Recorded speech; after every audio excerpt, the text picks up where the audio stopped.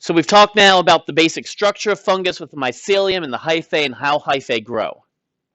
Now we're going to get into how fungus are going to reproduce, and they have a very interesting reproductive cycle if you're a biologist and are totally into how fungus reproduce. It's a very niche field. Fungus can reproduce sexually or asexually. Now, one thing I need you guys to walk away from with this course is the difference between sexual and asexual. And I know you think you know it, but you're probably wrong. Asexual organisms do not combine DNA, do not combine chromosomes with other organisms. Sexual, there is a combination of chromosomes. Now, it doesn't even have to be another organism. There are some organisms out there like plants and fungus, but mainly plants, that can mate back to themselves and produce new fertile offspring with sexual reproduction. Asexual reproduction. Here's how we can do this. One, the ends of the hyphae produce asexual spores. So the hyphae grow, and at the tip of the hyphae, you produce these spores. Then those spores are called conidia, and they can bud off to create entirely new fungus. Basically, one of your hyphae becomes a specialized sex organ. That's one way. These conidia kind of suck. This is how you're going to lose a lot of your food. Think mold, anything that grows, citrus mold. This conidia, after landing on a substrate, so wind comes along and takes this dust-like conidia. It will then land on a substrate. 2 days later, that conidia has formed an entirely new fungus that is producing 40 million conidia per hour. One lands, 2 days later, you're producing 40 million per hour.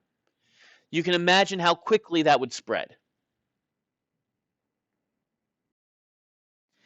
It looks like dust, and it feels like dust. If you've ever, it's not bright outside, but if you've ever seen a ray of sunshine coming in a window, and you've seen things floating in the sunshine, there's little particles floating in it. Yeah, basically that's fungus. That's either fungus or skin cells, dead skin cells. It's not like beautiful or anything. It's fungus. If it's a lot of dust is actually fungus. It is very, very easily spread by touch. It's very easily spread in the air. You're breathing it. Luckily, you have an immune system that works. And as we'll get into with when we talk about the respiratory system in a few weeks, we're going to learn all about how your respiratory system has huge filters all over it just to get rid of it.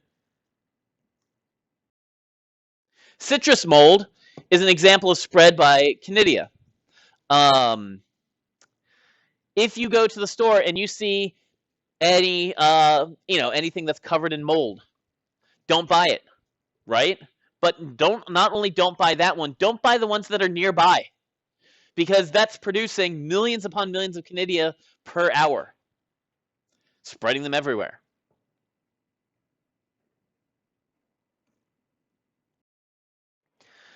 So we got spread by conidia, spread by these spores. You can also spread by what's called budding. Budding is this interesting process. I think it's crazy. Basically, an identical smaller organism just sort of like falls off the cell. The cell produces this little baby and it buds off. It'd be almost like, I don't know, you had a zit and the zit just fell off and produced a new little you. That would be budding. We don't reproduce by budding. It'd be really weird and you'd probably hate it because you don't like yourself. I don't know.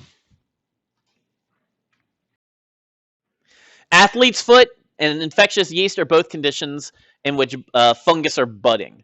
And what's happening with athlete's foot is actually the hyphae, your skin cells on the bottom of your feet are basically all dead, just across the board. There's very little sensation in your feet, unless you get like pedicures all the time. But if you were to take a pin, you could put it through like a needle type thing. You could put it through part of your sole, and it's not going to impact you much because it's all dead skin. What this fungus does is it will begin to grow between the cracks in your dead skin and digest your dead skin cells. But it doesn't digest the skin cells on top, it digests the ones sort of more toward the base where there's right above the living tissue. And because it's digesting all of those pieces that hold the dead skin in place, the dead skin begins to fall off. That's what happens. Questions? The more you know. Yes? You'd think that. It's not the best way because it will keep sloughing off. So you get rid of the callus, and then any other additional skin would also come off, and it's extraordinarily itchy, I'd say. So it's not comfortable. It's not like if you were to do a peel, or a chemical peel, or a pedicure, where it just takes it off, and then you got clean feet. It's not something you'd really want, I'd say. Eventually, not it wouldn't eat the living skin, but you do need a layer of dead skin in order to protect your feet. Like we're just designed that way. Otherwise, your skin dries out. You remember we were talking about 3D tissues where it protects it so it retains moisture? That's part of the way you're retaining moisture. Is you've got dead skin on your fingers and dead skin on your feet to hold in water because you're constantly interacting with things. You'll notice your hands and your feet dry out. They get crackly. They get wet and all that. Without dead skin, it would be raw and very painful, truthfully. Good thought, though. Biotechnology to work. Engineer an athlete's foot that just acts as a yeah, it just keeps you clean. That sounds like a great idea. And you know what? I would totally patent that as a genetically modifiable idea.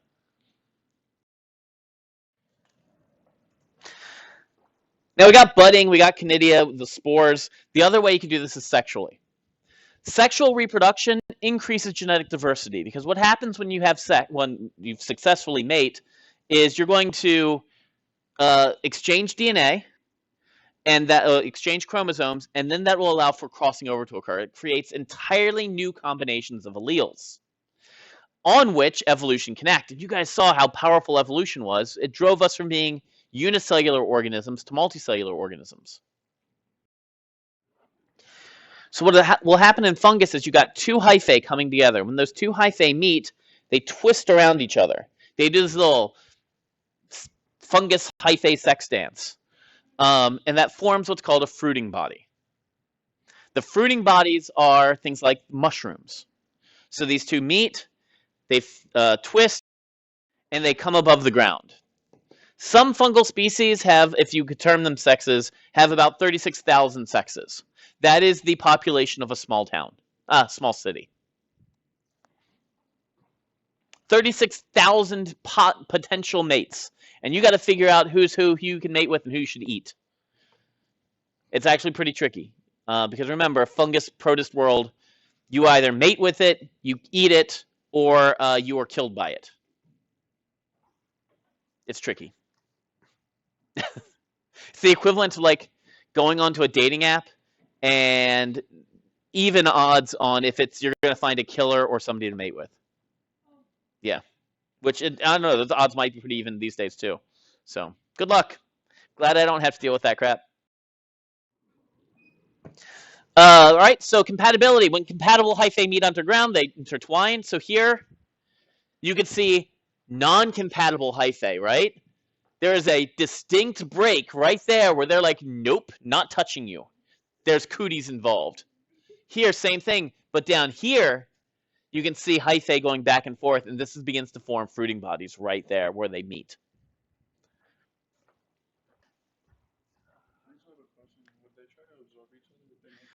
If they make contact, they could in fact try to devour each other, yeah. So with 36,000 different potential genders, the only way you could tell them apart is by what enzymes are you secreting? What proteins are out in the environment? And those provide recognition. I can note the fungus can figure out who the other one is based on what they smell like, basically. Mushrooms are the fruiting body that come about. They are very densely packed hyphae, and their whole job is to produce spores. So you can see the mycelium underground grows into this above ground hyphae, and then underneath you'll have the gills of the mushroom where spores are produced. Why do these need to come above ground, do you think? What will that do? Thanks. Yeah, go ahead. That's correct, which is what that means. It will spread them out. The wind comes, they get out to the environment. Um, so you've got these spores that will then drop down and blow out. Those spores are all genetically unique. Each of them will be acted on by evolution in a slightly different way. So, you guys ever kicked mushrooms? Like, at some point we were all kids, or like last week, you saw a mushroom, and you're like, boom, kick it as far as you can. What you're doing when that happens is you're helping it move its spores farther away from where the original fungus was. Works out. Pretty neat. So you're helping them release their. Think about this is a puffball. I loved puffballs when I was younger. You can do so many things. One, you jump on them and then like puff. Spores everywhere. You pick it up, you chuck it at somebody, hits them, boom, spores everywhere. So you are helping them release their sex cells. Good for you. Well done.